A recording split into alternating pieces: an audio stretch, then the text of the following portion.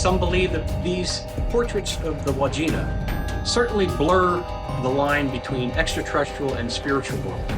They seem to have aspects of both. What if I told you that thousands of years before smartphones, before computers, before even the written word as we know it, ancient humans were already recording complex astronomical data, tracking time with precision, and possibly even documenting encounters with beings from the sky? The evidence is carved into rock walls across every continent, and some of it is so advanced that modern scientists are still struggling to explain how people with primitive brains pulled it off. Stick around, because what you're about to see will completely change how you think about our ancestors. Let's start with something that sounds impossible. Deep inside European caves, there are paintings that are over 20,000 years old. Most people know about the beautiful animal drawings, the bison and horses that look almost lifelike. But here's what most people miss. Scattered around these animals are strange symbols. Dots, lines, crosses, and Y shapes that appear over and over again in different caves, sometimes hundreds of miles apart. For decades, archaeologists thought these were just random doodles, maybe decorative elements to fill empty space. But a groundbreaking study in 2023 flipped that idea on its head. Researchers discovered these symbols weren't random at all. They were following specific patterns, appearing in sequences that repeated across different locations. And after years of analysis, they figured out what these ancient humans were actually doing. They were tracking time. These people were counting lunar months, recording when animals would migrate or mate. They were essentially creating a calendar system during the Ice Age, deep inside pitch-black caves. Think about what that means for a second. These weren't just artists making pretty pictures. They were scientists, astronomers, record keepers. They were organizing information outside their own memories, carving knowledge into stone so it could be passed down through generations. This might actually be the world's oldest form of writing, appearing thousands of years before we thought humans were capable of such things. Now let's jump to the deserts of Utah, to a place called Sego Canyon. The rock art here is absolutely bizarre. We're talking about figures that are over 8,000 years old, and they look nothing like typical ancient drawings. These aren't hunters with spears or simple animal outlines. Instead, you've got these tall, haunting figures with massive hollow eyes, no arms or legs, and in some cases, what appear to be antennas sticking out of their heads. One particular carving, called the Barrier Canyon Holy Man, shows this towering figure surrounded by smaller, shadowy people. The size difference is intentional, showing this being was clearly important, maybe even worshipped. But here's the million-dollar question. Were these ancient artists drawing something from their imagination, or were they documenting something they actually witnessed? The figures look strangely similar to modern descriptions of alien encounters, which has caught the attention of researchers who study ancient astronaut theories. Could these carvings be evidence that early humans had contact with visitors from somewhere else? Or were they depicting spiritual beings, gods from their mythology that just happened to look eerily similar to what we'd call aliens today? There's no written explanation left behind, so we're left to wonder. Halfway across the world in northwestern Australia, there's another set of mysterious cave paintings that tell a similar story. The Aboriginal people of the Kimberley region created artwork showing beings they called the Wandjina, and these figures are absolutely striking. The Wandjina have large round heads, enormous black eyes, white faces that seem to glow, and here's the weird part, most of them have no mouths. Some are surrounded by halos or radiating lines coming from their heads. Sound familiar? It's almost exactly how modern UFO witnesses describe alien beings. But according to Aboriginal tradition, the Wandjina aren't just mythological characters. They're described as powerful ancestral spirits, sky beings who came down and brought law, culture, and even controlled the rain. The local people have passed down stories for thousands of years claiming these weren't imaginary gods, but actual entities their ancestors encountered face to face. The artwork shows them descending from the sky, interacting with humans, and possessing abilities beyond normal understanding. Were the Wandjina spiritual metaphors? Or were ancient aboriginals recording real encounters with something that came from above? The mouthless faces, the oversized eyes, the glowing auras, it all feels disturbingly familiar in our modern age of UFO sightings. In the Chhattisgarh region of India, archaeologists rediscovered ancient rock paintings in 2014 that immediately raised eyebrows. These paintings are roughly 10,000 years old, created by people who supposedly lived simple lives focused purely on survival. But look at what they painted. There are humanoid figures with antenna-like protrusions on their heads. There are beings that appear to be flying inside disc-shaped objects with 3 legs extending downward, almost like landing gear. Some figures have features that look less human and more, well, alien.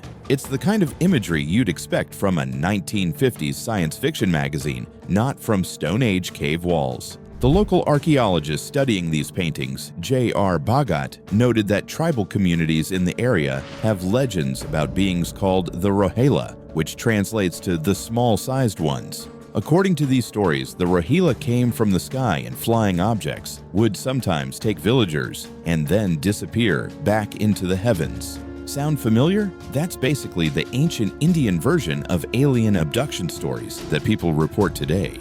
So were these ancient artists depicting gods they imagined, or were they recording actual events? Why would people separated by thousands of miles and thousands of years all describe similar beings in flying crafts if they'd never seen anything like it? Let's talk about something that's proven beyond doubt. Our ancestors were far better astronomers than we ever gave them credit for. In southwestern France, there's a cave system called Lascaux, famous for its incredibly detailed animal paintings that are around 17,000 years old. The bulls, deer, and horses are painted with such skill that early archaeologists initially thought they were forgeries. But beyond the animals, there are abstract markings, dots arranged in specific patterns, and researchers believe these dots represent something extraordinary: lunar calendars. The ancient people painting these walls weren't just creating art, they were tracking the phases of the moon, recording its 29-day cycle, essentially creating a sophisticated calendar system.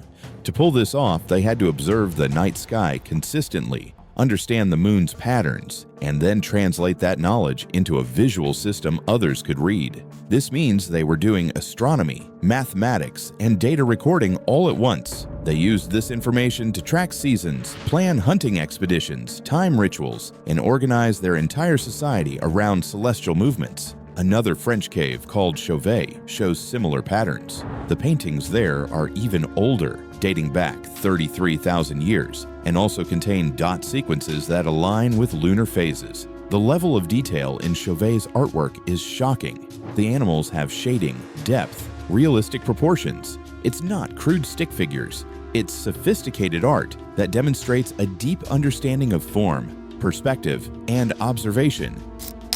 In southwestern Colorado, there's an ancient structure built into a cliff that completely destroys our assumptions about prehistoric intelligence. It's called the Sun Temple at Mesa Verde, constructed by the ancestral Puebloan people over 800 years ago. This isn't just a random pile of stones. The builders used actual geometric principles to design it. The structure incorporates the 3-4-5 triangle, a mathematical concept used to create perfect right angles. They used the golden rectangle, a proportion that shows up in nature and classical architecture because it's naturally pleasing to the human eye. This kind of precision doesn't happen by accident. They had to understand measurement, angles, and spatial relationships. But here's where it gets really interesting. Parts of the Sun Temple align perfectly with the sun's position during the summer and winter solstices. The builders were tracking solar movements, using architecture as a giant calendar to mark the changing seasons. This helped them organize planting cycles, religious ceremonies, and community events. Think about the knowledge required to achieve this. They needed to observe the sun's path throughout the entire year, understand how its position shifts, calculate exact angles, and then translate all that information into a physical structure built from stone. This is advanced engineering combined with astronomy, created by people we often dismiss as primitive. Here's something that rewrites human evolution. deep inside South Africa's Rising Star cave system. So deep you have to crawl through suffocating tunnels to reach it, archaeologists found engravings on the rock walls. These aren't elaborate paintings, just simple lines, cross hatches, and crude shapes. But here's the shocking part. They weren't made by modern humans. The carvings were created by Homo naledi, a distant human cousin with a brain only about 1/3 the size of ours. According to everything we thought we knew about intelligence and culture, Homo naledi shouldn't have been capable of creating symbolic art. They didn't have big enough brains, but clearly they did it anyway. This completely challenges our understanding of what makes us human. We've always assumed bigger brains equal more advanced culture, more symbolic thinking, more creativity. But here's a species with chimp-sized brains making deliberate carvings, possibly creating burial sites, engaging in symbolic behavior that we thought only modern humans could do. What does this mean? It means intelligence and culture might not be as simple as brain size. It means our evolutionary story is far more complex than we realized. And it means we've probably been underestimating the capabilities of our ancient relatives for a very long time. From lunar calendars carved in Ice Age caves to mysterious figures that look like modern alien descriptions, from geometric architecture that rivals ancient Greece to art created by species we thought were too primitive to think symbolically. The evidence is everywhere. Our ancestors weren't the simple-minded cavemen we imagined. They were astronomers, engineers, artists, and record keepers who understood far more about the world than we've given them credit for. These ancient markings aren't just pretty pictures on cave walls. They're proof that human intelligence, curiosity, and innovation have been with us far longer than we ever believed. And maybe, just maybe, some of these carvings are documenting encounters with something we still don't fully understand today. If this opened your eyes to just how advanced our ancestors really were, smash that like button and subscribe, because we're just scratching the surface of ancient mysteries that science is still trying to explain. Thanks for watching, and I'll see you in the next one.